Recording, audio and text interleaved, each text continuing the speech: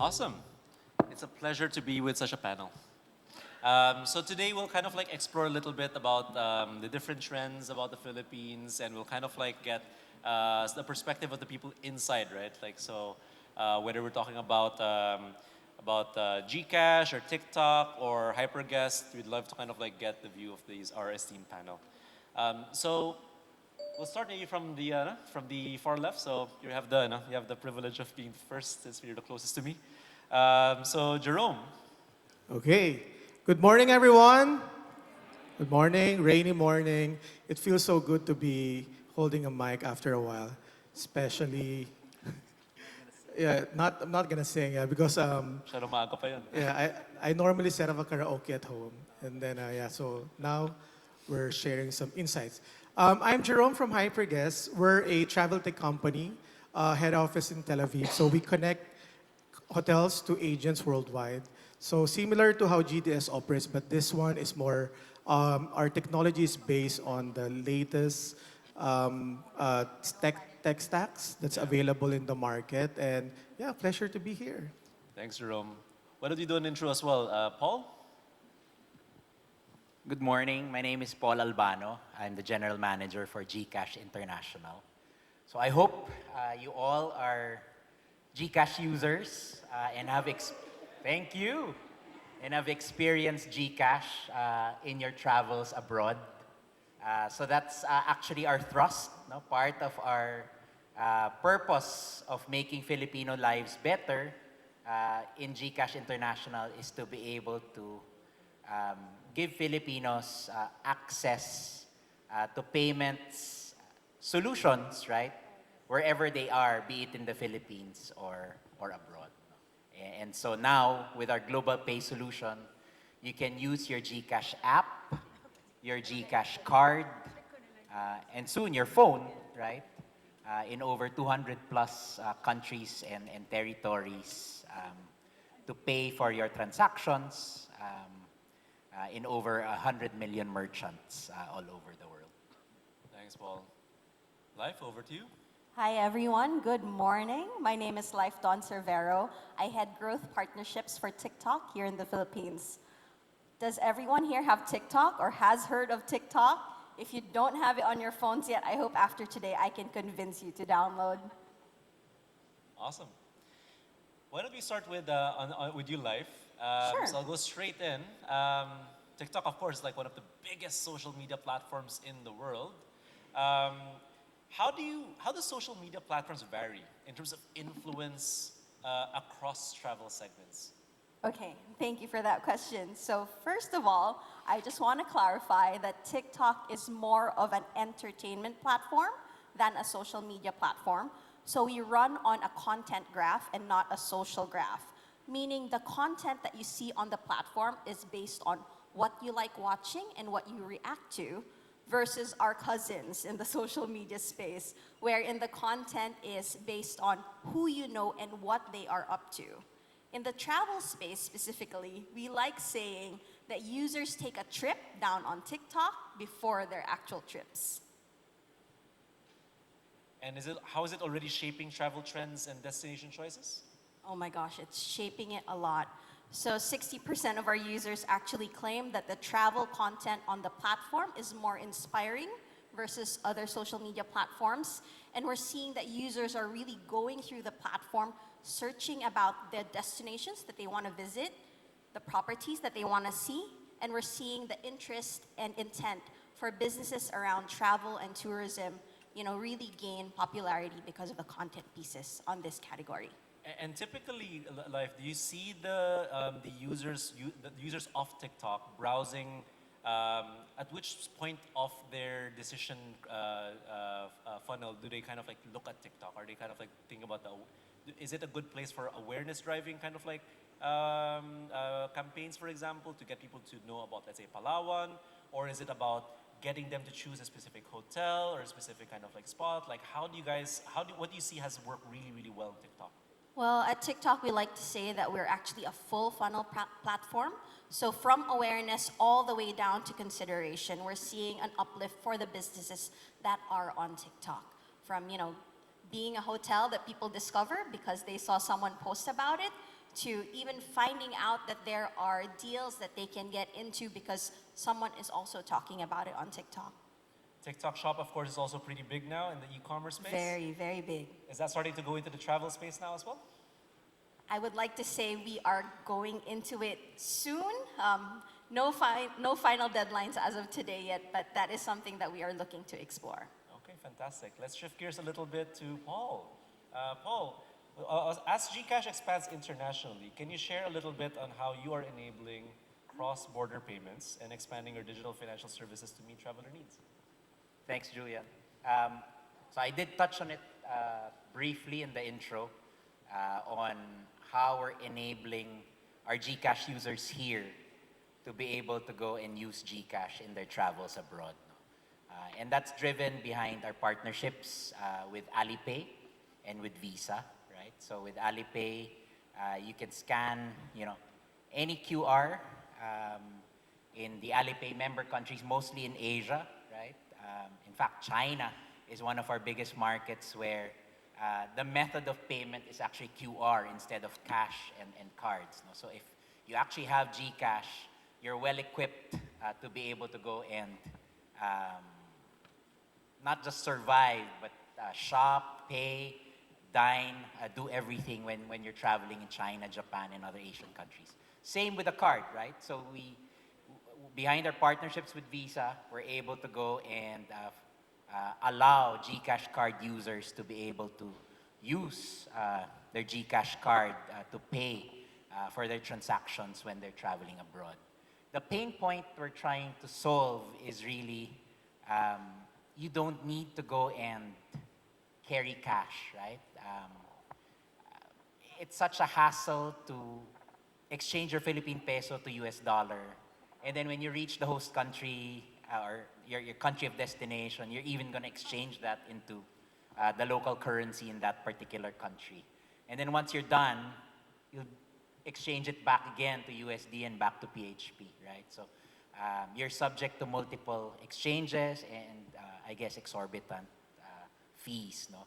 So with GCash, it's so simple. You just need to use your app or your card to be able to go and pay for your transactions. One of my best experiences with GCash is when I was in Siargao, and I found that everyone used GCash. I didn't have to bring cash, and that was liberating. Wanted to pick your brains a little bit, Paul, around how do you think GCash can actually help enable tourism in the Philippines, and how does that kind of what does it mean for this audience in terms of why these payment methods are actually a really big benefit for travelers? Definitely, because I guess if you go and look at the Philippines, right, cash is still very prevalent, right? Cards, those machines or devices to be able to accept card payment is not as highly penetrated, especially as you go out of the key cities, Metro Manila. You mentioned Siargao, right? If you buy from a coconut vendor or a street food vendor by the beach, likely they would need cash or they would be able to go and accept GCash. No? And thus, behind this clamor actually of tourists coming to the Philippines saying, hey, it's so hard to have our cards get accepted, or it's so hard to exchange for cash, and sometimes when you pay cash, the vendor doesn't have change still, right? How do we get access to GCash ourselves? No? So, in fact, that's going to be coming. GCash for Tourists is going to be launching towards the end of the year, where we give temporary access to foreigners or tourists coming into the Philippines, right? And be able to go and link their debit or credit card into the GCash app on a 30-day temporary access. No? So it's something we can go and work with you. We have a lot of hoteliers here.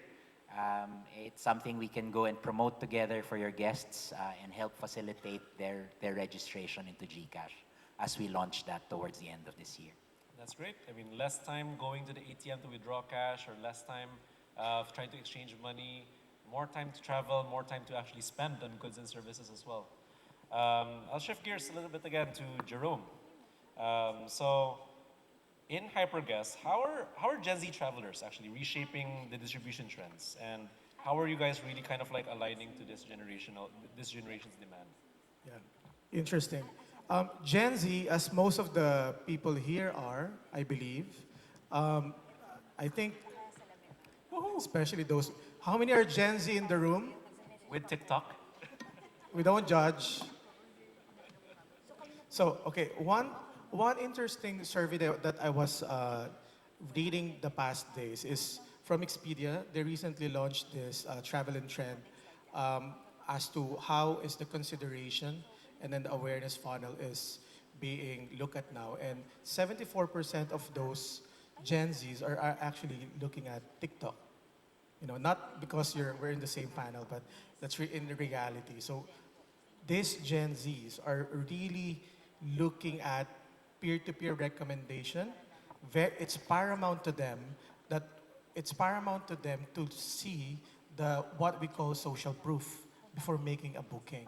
So in this generation, it's very important to always be your head above the water in terms of your branding, brand integrity, your rate deployment in the market. So as in the hotel segment, most of the time, there are a lot of suppliers that the hotel normally coordinates and supply rates to. And one of the problem is that this generation is very critical, especially when there's inconsistency of those deployment, and they tend to abandon the purchase whenever they see gross disconnect in terms of offering. And that's what companies like Hyperguest is addressing this pain point to make sure it lessen, more so mitigated. Making sure that this are not going to be part of the friction whenever this generation is making a booking. Plus, one thing I'd like to share is there's also another study as to how this market behave, how this generation behave towards loyalty. In hotel definition, loyalty is very important. We have massive programs, Marriott, Hilton, the big ones. And these Gen Z travelers are not reacting to reward points compared to the baby boomers, compared to Gen X. They don't react immediately on long-term benefit, rather instant gratification. So that's also one aspect that very important in considering to attack this market and get more business from. maybe I'll ask one question for the entire panel. And the question is a little bit picking into what you described, Jerome, around the Gen Zs. You're saying that they're kind of like more towards instant gratification. They're a little bit different in terms of like behavior and everything. How are you guys seeing the the changes? How different? How do you see them being different versus other generations in terms of like what they're looking for when they're either booking for a destination or picking a hotel? Like, are they changing the way they choose? Are they changing what they choose? Okay. First, that we need to put in the center of this conversation is that this generation, they don't separate purchase and ethics. Whenever they book a hotel, this generation is they basically was born during the crisis, pandemic, massive disinformation, fake news, and they're very critical in terms of, what the value of the property that they're supporting, the company that they're, for example, the hotel that they're booking. So it's very important that whenever you convey your products and brand awareness, you have to make sure that the ethics and values and the messaging is towards what they like. And one perfect use case in this aspect will be Vietnam. I'm not sure if you've seen in the news. Vietnam, I think now is one of the top choice for Gen Z travelers, and primarily for three main reasons. Number one, you will see a lot of Gen Z going to the outskirts like Da Nang, Dalat, Hoi An. Now, Sapa is all over TikTok. One, it's very important that they look at is visually rich destination. Your property, your destination must be visually rich and must be very friendly to the camera. Second is price. Of course, we cannot really put that aside. Gen Z, they're not as, in terms of buying power compared to other generation, these are tend leaning towards to price conscious travelers. And the third thing that we notice in Vietnam is, if you've heard about the third wave coffee. Okay, third wave coffee basically it's actually a movement wherein apparently these travelers, they look at or they prioritize destination wherein coffee is being looked at as artisanal rather than a commodity. So you will see are the this is very important to Gen Z travelers, and one of the reasons why Vietnam is getting a lot of share for that market. Wow. Oh, and yes, I agree. I agree that Gen Zs are, they have experienced quite a lot. It seems like it's not a lot yet compared to some lifetimes, but they did go through the pandemic at their peak age, meaning the fear of missing out plays a big role for this generation. They always feel like they've lost so much time because of the pandemic.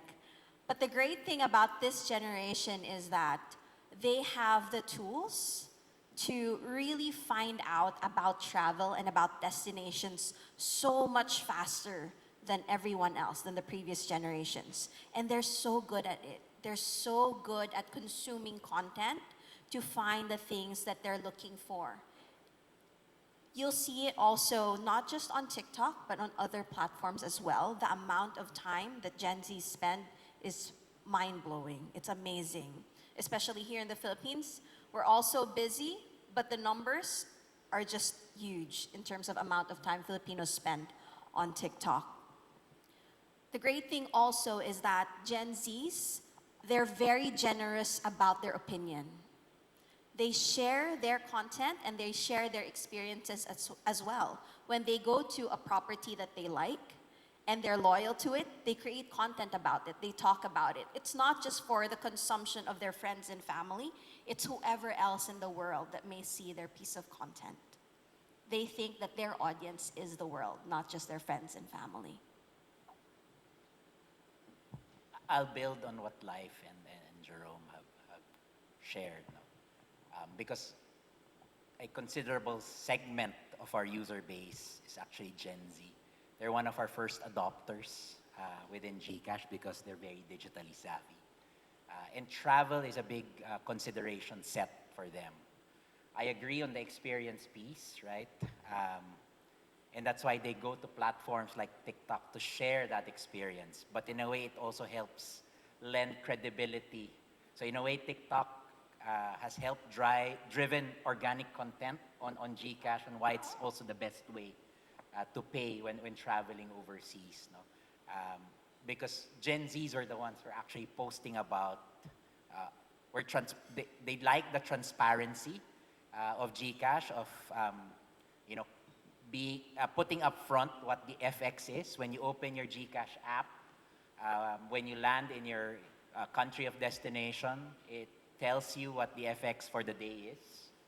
It tells you what your balance is in that local currency, right? And there's no bill shock as well in the context of every transaction tells you what balance you have, right? Because they're very conscious on, I guess, cost. That's what Jerome was, and value for money, right? So the low FX, the zero service fees, the transparency of what's my running tab, at the end of the day, so that I'm not surprised later on the bill I need to pay for my credit card and so on.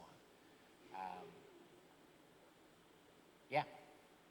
So I'm hearing themes around ethics, experientiality, a little bit of virality, a little bit of like how do people share, price consciousness, and transparency.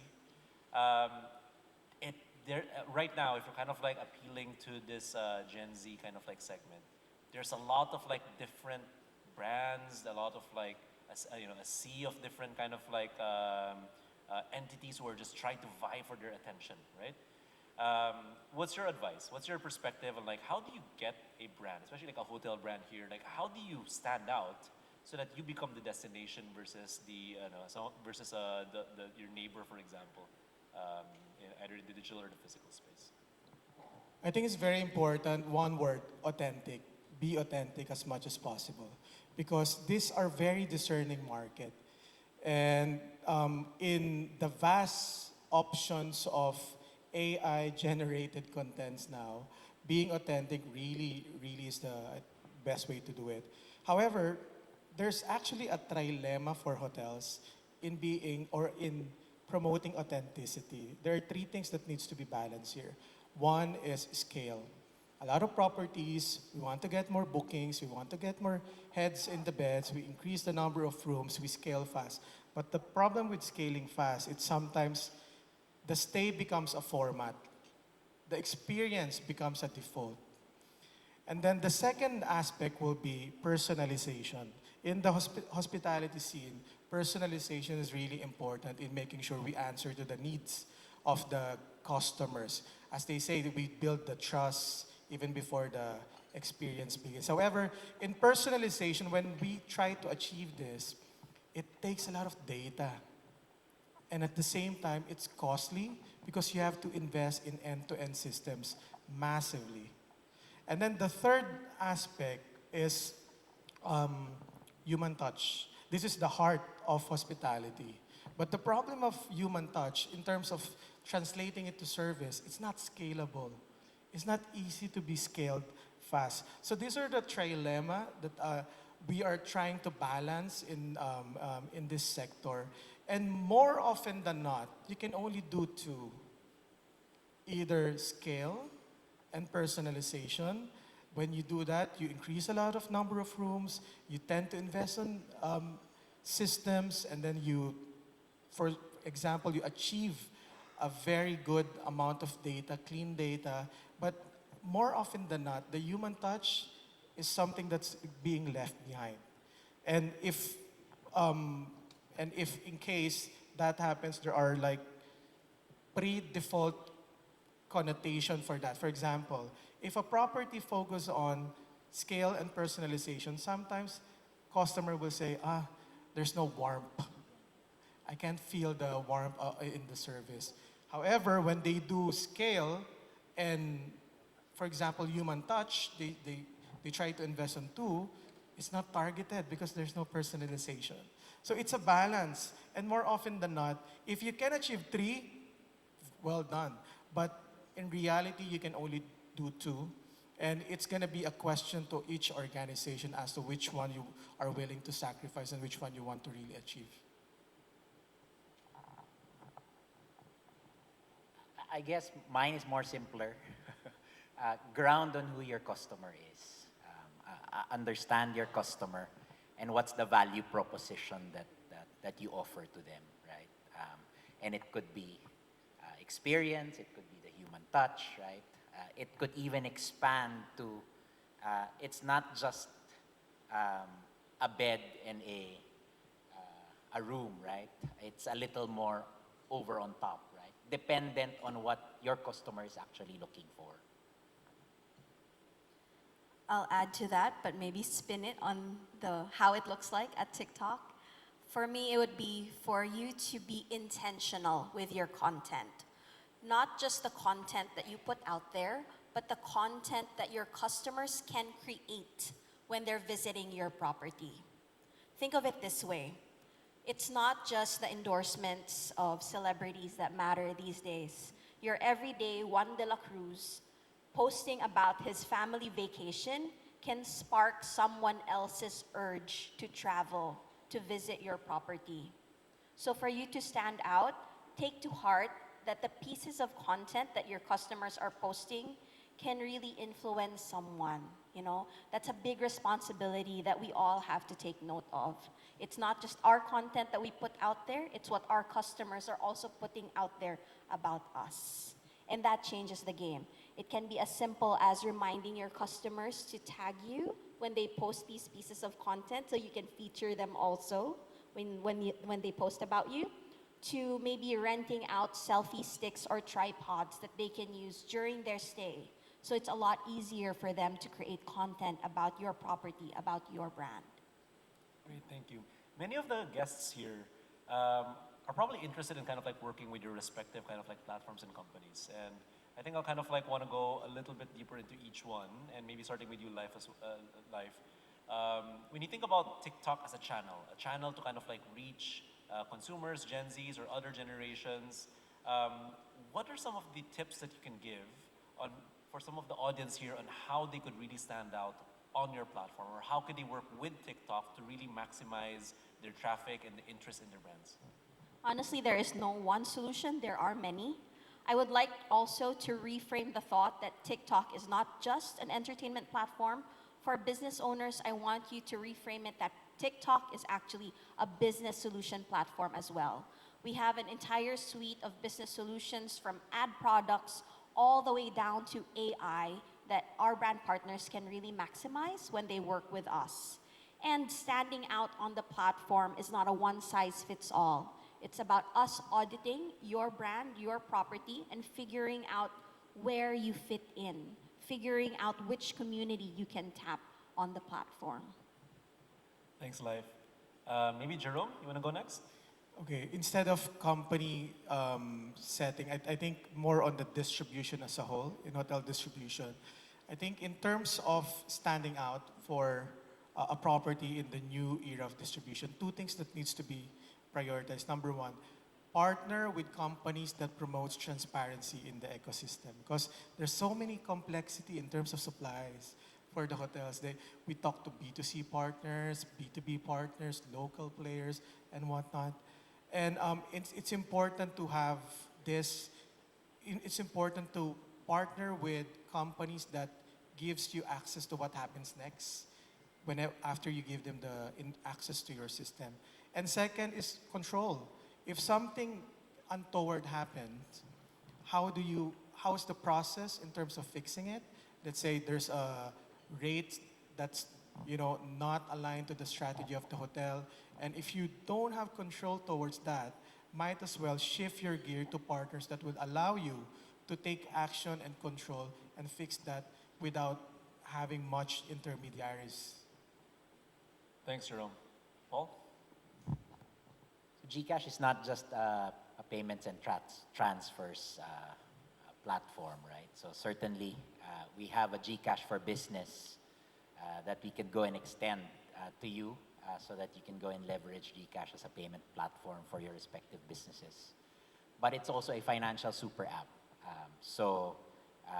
We have in the pipeline actually launches related to travel. I did share a while ago GCash for tourists. So we can actually equip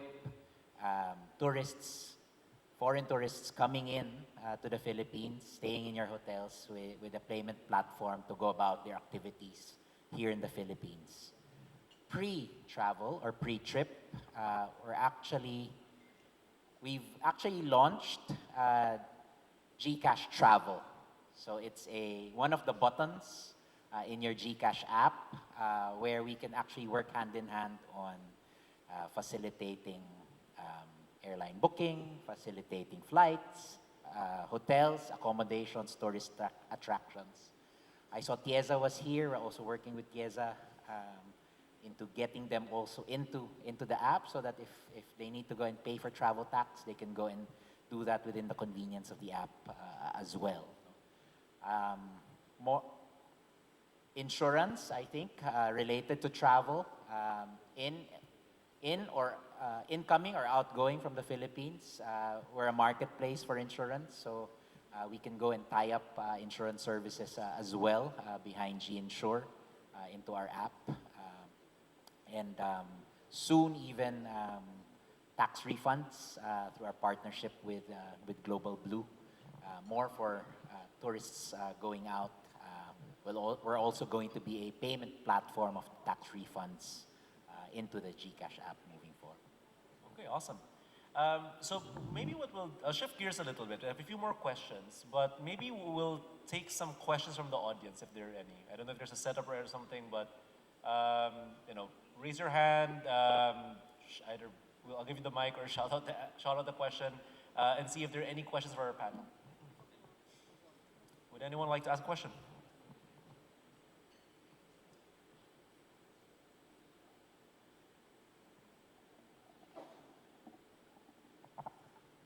Hi, good morning, everybody. Actually, I was thinking I'll catch up with Mr. Paul a little later to know more about GCash, but since you've asked, maybe I'll ask here in this forum. I just wanted to understand, I come from a property management software company, and we integrate with a lot of payment gateways and UPIs like M-Pesa, etc., which is used in Kenya. So do you also integrate with PMS systems? Yes, definitely. You do that. And have you done that with any Yes. property management software? Yes, yes. Okay, all right. So maybe the conversation can go on later after You can integrate through those gateways, or we can talk about directly even integrating with All us. right, okay. Thanks. Thank you.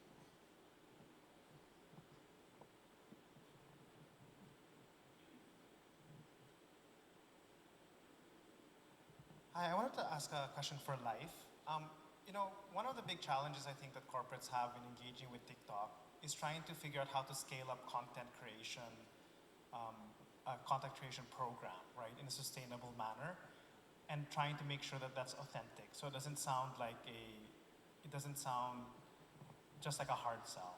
So could you suggest, or could you talk about some best practices that you've seen kind of in the market with similar, either hospitality players or similar types of players scaling up efforts successfully? No problem. So I understand that creating content sometimes feels like a Herculean task, right? You'll hear your advertising agencies talk about, hey, we have to release so much content. And the brands do react and feel like it's a lot. But it doesn't have to be. First, there are some brands that we work with wherein they tap their own employee force for the creation of content, because who better to be your brand ambassadors than your own employees? So they do run these programs wherein employees get a carrot or a prize for creating content about the brand, and then if it's posted, they even get a bigger carrot. So us at TikTok, we do help brands empower these employees on how to make content properly. Another alternative would be to work with content creators, TikTok creators. But you do have to allow them to tell your brand story in their voice. Allowing them to do so gives off authenticity, and it resonates with their community, a community that you might also want to reach.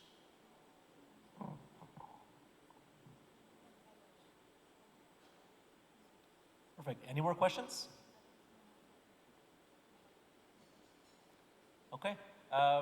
One common thing between trait between our esteemed panel here is about these are all digital platforms, right? When you're talking about being able to connect to the hotels, payments, or content platform.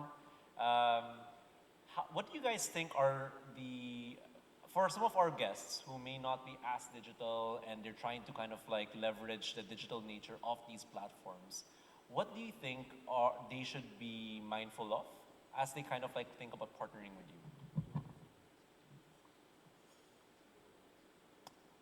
How would they think about becoming more ready to partner with digital platforms like yourself? Okay. I think in general, now we're trying to prepare as to how the travelers are going to be behaving, maybe the next 6 months or even the next years. I think the first thing that a property must invest is how to prepare your organization or your website to be AI friendly. Because we're going to be speaking now not really with humans. Most of the time, like us, I don't go to Google anymore. I just talk to ChatGPT every day. We're going to be speaking with AI agents. And it's very important that our websites, hotel websites are ready already for for this agent. ChatGPT, just I think couple of weeks ago, they already announced their AI agent being available. It was used to be called Operator, but now it's AI agent. So first and foremost, to be ahead in the competition, you have to make sure that you're visible. Try to type in ChatGPT, try to book your own hotel, look what's gonna be the result. And that's where you can start in making sure that you're gonna be visible for tomorrow's travelers. Let's talk about AI a little bit because I think it's come up quite a few times. And of course, Gen AI is kind of like creating a lot of like changes in how we also consume information. There's this trend around 0 clicks, where if you're trying to kind of like search, for example, in Google, before you used to be able to actually click through the link to find out more information, but now everything is summarized at the top. Whether or not it's all factual, depends. But a lot of people are now saying that is the future here about people consuming content on that top part and having their questions answered there rather than through sponsored ads or through clicks to their website and everything. How are you guys thinking about the disruption of AI? Like, what are the things that you think this space should really look into in this field of AI? What are the things to worry about? What are the opportunities? What should they focus on?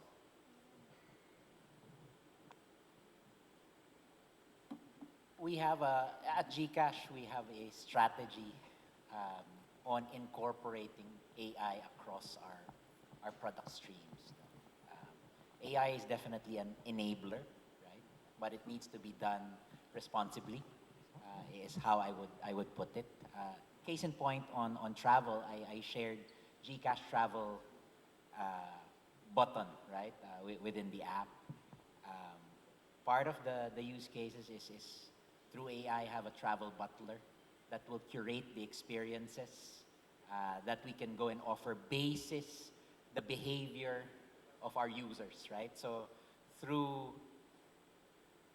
how our users use the GCash app, the inflow and outflow of funds and of spends, right? In a way, we're able to go and predict what our users actually looking for when he or she goes to travel. And so we're able to go and better curate and recommend the experiences in terms of how we present that into the app, right? So it could probably sort it in a way that, hey, flights goes first, hotels next, accommodations after. So that's one use case, I mean, that could be relevant for these folks wherein we're leveraging AI. In a way, making an entire kind of like experience of like going through the app and deciding a little bit more seamless by having AI kind of like stitch together different elements. Okay. Okay, for TikTok, AI is a tool that helps make our lives a bit easier. So at TikTok, we have Creative Symphony, which helps our partners from brainstorming ideas. So you can plug in what kind of content should I make for X brand, to allowing you to also create content at a bigger scale. So we do have AI tools wherein you can take someone's video, type in their script, and then translate it. So we've tried it. We've tried the AI tool. We were able to translate some of the pieces of content into Cebuano, Ilonggo, etc. This also allows us to reach an even bigger audience because we have so many dialects here in the Philippines. Thank you, Life. Jerome? Yeah, definitely. I'd like to bank on your context on the 0 click world. Definitely, it's going to be 0 click, and it's still premature to really know the rules as to how the hotel gets to be on top, or how these AI agents will put your website in the result. There's no finalized rule yet, but Google, they have launched this article in a Google Central as to what are some of the things that they could probably look at. But low-hanging fruits will be number one in terms of keywords. In the past, we've been very focused on simple generic keywords like hotel in Makati, right? And we try to bid and then try to be on top of the results. But this era of 0 click world is going to be longer. Nobody will go to ChatGPT and just put Manila Hotel, Makati Hotel. They will normally look at pet-friendly hotel in Manila with heated pool. So it will be a different game wherein long tail now becomes more relevant. So start to review the long tail keywords as early as now because it's going to be helping you.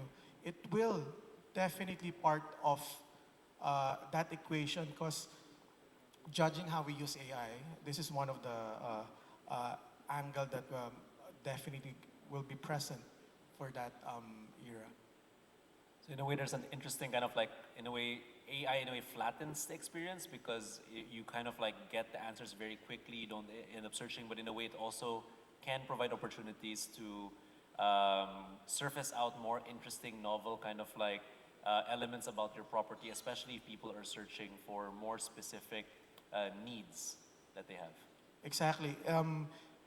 Especially with the limitation like the data that you shared earlier, one, two, involve in terms of searching. They can only search a certain number of websites, but this AI can search the whole, can scout the whole, web to get the best result. So it's really important that we show this AI what are we really telling in terms of our website. And if I may add on the marketing perspective, especially those marketing professional in the room, this is also the best time to review your schema, the schema markup at the back end. If it's telling, if number one, if there's a schema, if you don't have schema, then it's gonna be like a blank page for AI. They're not, even if you have like good wordings, but if you don't label it properly, they wouldn't know if it's a hotel even, right? So I think that's the first thing that also the hotel must check as early as now. We talked a little bit about, authenticity at the beginning. We're talking now a little bit about AI and how that's also kind of like creating a layer of information that we have less control on.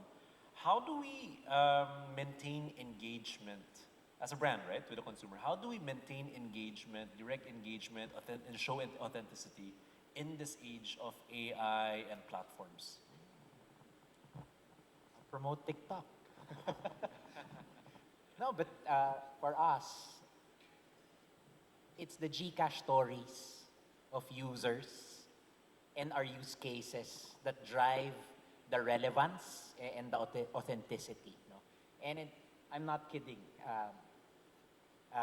Those users would post in platforms like TikTok and other social media platforms, right? Where it's organic. It's not our key opinion leaders posting that, but those content generate a lot of traction across more users and then promotes actually interest and eventual usage of our different solutions within the app moving forward. So we're very particular on what stories do we want to go and come out from each of our product use cases moving forward? What experiences do we want to go and build? And then it reaffirms whether we're meeting our users' needs and wants, at the end of the day, basis what we see from the organic content that is coming about. I'd like to say that ideas are everywhere and feedback is also everywhere these days. So in case you haven't tried yet, please look into the comment section of each of your portals, each of your videos. This is a gold mine. You can find so many ideas, even GCash, some of the content we've seen there is like how to use GCash when traveling, and then your brand creates Positive content. and negative. Yes, it is a gold mine. So do look at the comment section of your different platforms, of your different pieces of content out there. It can really inspire you. I'd like to echo that because very important to have a clear, unified metric, in understanding the conversion. So share of voice and social engagements is really paramount, in making sure to stay relevant. And Primarily because of the, not only the demographic, but the psychographic of the new travelers. Not limited to Gen Z, including millennials. They don't send emails, they don't call, they just message you in Facebook, they just message send your you social TikToks. media. So it's very important to monitor those share of voice because that is not only a link, but it's already correlated to brand affinity. It somehow shows you if your clients or audience are really engaging your brand or not. Let's talk about the other generations, actually, because we've spent a lot of time talking about the Gen Zs, but then there's this gigantic market of other generations as well, from the millennials to the boomers and others. How do you think about where have you started seeing some changes in how they're also behaving? Are they becoming more digital as well? What are they engaging on? What kind of things do they look for? At TikTok, we're seeing that everyone is on the platform. From Gen Zs, millennials, boomers, there are grandparents who can make better TikTok content than I can. I am not kidding. So it's really a matter of trying these platforms out for yourself. Spend maybe 10 minutes a day and figure out, who am I? Figure out who your audience is and maybe try searching content as if you were in their shoes. And you'll see just exactly what they are up to on TikTok or any other platform. And life, do they consume different kinds of content or They same do. kind? They do. So think of it this way. Yes, you are in the travel space, but do not limit yourself to travel. For example, we have GCash here. Yes, they are a finance app, but the pieces of content that they put out is about travel, like how users use GCash when they travel. You might be a hotel, but think about it as, okay, I'm a hotel, but I can feature technology in my hotel. I have AI devices in my hotel. There are many intersections of not just travel, but other categories out there. And your users consume this kinds of content. I could be a techie searching about gadgets, and then I stumble into your property on TikTok. I think primarily outside Gen Z, Millennial, and Gen X, one very clear shift that's happening is a shift of travelers from a mental model of see more to feel better. So this is becoming more important to these travelers that they're not only looking at how beautiful the bed is, but they want to have a wellness approach and they want to put a touch of, how would I feel better after the stay? And this is also where we shouldn't stop the conversation from having a gym 24/7, having a Olympic-sized pool, but more on start asking the question of what are the things they could do there in terms of their wellness perspective. So it's more on see more, becoming feel better direction. For GCash, yes, I mean, 8 out of 10 Filipinos would have GCash. No, I think it's driven by the market dynamics. We had the benefit of the pandemic to force the adoption, so it's more driven by necessity to be able to go and get them into the platform, right? And you would need to have GCash to be able to go about your day-to-day activities. Like today, we are launching in the MRTs. You can now use actually your GCash QR card or phone to be able to go and get into the train. You don't need to buy your tickets anymore. Today is the launch. So we apart from the need, we're trying to create more use cases to be able to go and in a way force that need, if anything. Okay, perfect. I'll go towards the last leg of questions that I have. And I want to kind of like speak more broadly about tourism in the Philippines. What do you think would be the enablers to unlock more tourism, whether international or domestic, within our country? Okay, I'll start. I think what you shared earlier is really telling the data that you shared. Definitely the context of safety if we're looking at inviting more foreigners or travelers, this is something that is has been always been talked about, but more effort towards this will definitely be of help in putting Philippines in the map of those travelers. If you look at the visitors of other foreign countries, there, there's a massive disconnect towards the number of that we're getting. And I think that still remains true as of today, which is the safety context, not only for local travelers, but more importantly to international travelers going to the Philippines. I'll echo that. We kicked off our business planning for next, our fiscal years on a calendar year basis for 2026. And the consideration set on GCash for tourists was really what's the safety rating of the Philippines, right? Because that determines on whether we're able to go and continuously see the influx of tourists coming in. Right? I think the other piece is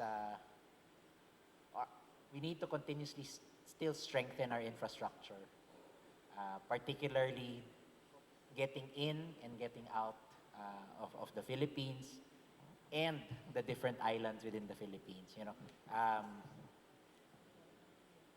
I was in a resort in Thailand, right?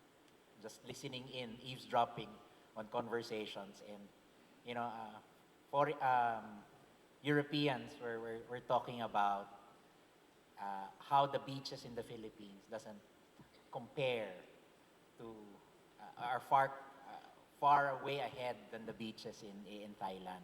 But the pain was getting in and getting out of the Philippines. It will cost you a day to come in, an extra day to come in, and an extra day to leave the Philippines. Yeah, I'd have to echo that. It's definitely infrastructure for us, getting into the country and then getting into the smaller islands. I mean, the Philippines is beautiful. We have amazing destinations. But there is that disconnect to the experience, right? When you get to the hotel, when you get to the beach, you're all happy, you have good vibes and all that. But as soon as you're done, you get to the airport, everything is in disarray. There's a disconnect to that experience. And what's the last thing you remember? The hassle of getting out of the country. So I think it's really the infrastructure. If we can fix that, we can do so much better. Awesome, great. One last question as we close. Can you give like any final statement that you really want to share? If there's one thing that you want this audience to remember from each of you, what would that final statement be? If I may start, you will never have enough conversation about AI. And I think the first thing that we must do in order to be ahead is to really invest on how to be friendly with AI agents. I think this is going to be the next big thing. We're not seeing that in the stream, in the mainstream medias now, but I think we're just about 6 months or even less away to having that kind of new era, and it's going to be a very different world.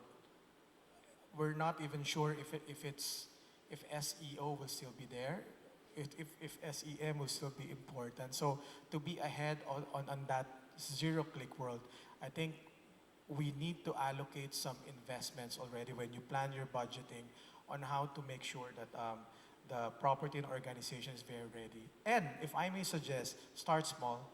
You don't really need to go big right away on all those investments. Find a high impact, low risk area in your current operation, and then invest on that, and at least start to be familiarized of this new world. And more importantly is educate also the team as to this new era. We don't have much information about AI, but what we can only do is try to use them. Once we're familiarized, at some point, we're gonna be able to tell, okay, and what's gonna happen as to normally how the travelers are putting queries there. So invest already in AI, find those, start small, and then third is education and training the team to be familiarized with these tools. Thanks, Jerome. All our life? For me, it would be, again, be intentional with your content. Hold it close as if it's a new wing of your property. Try to ingrain your mission vision into that 30-second video and allow your customers to tell your brand story with their own voice. Thank you. Open yourselves up to partnerships, right? Hotel is an integral part of the total travel ecosystem. We're here, TikTok, GCash, we're here to partner with you to grow the business. Travel is a key focus area for us as well, and we'd love to talk on how we can grow our mutual business together. Awesome. Jerome, Paul, Life, thank you so much for the insights. Can you please give them a round of applause? Thank you. Thank you, Jerome, Paul, Life, and Julian.